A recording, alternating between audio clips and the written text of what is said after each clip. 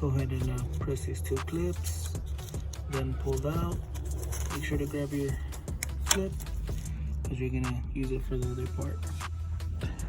Next, what I'm doing, since it's dirty, I'm gonna go ahead and I already sprayed some parts cleaner.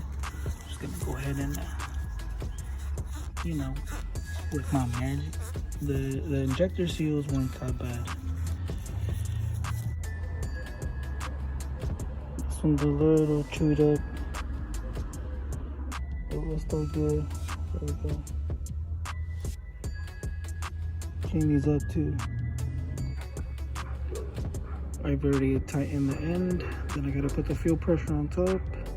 Already tightened this bolt at the end too as well. Almost there. And here is the finished product.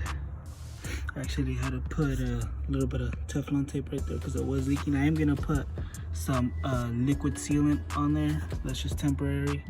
I did take off my oil catch can just because I felt like it was it would bog here and there, but you know, just taking it off right now. But I ended up tucking in this hose, as you can see down here. There it is.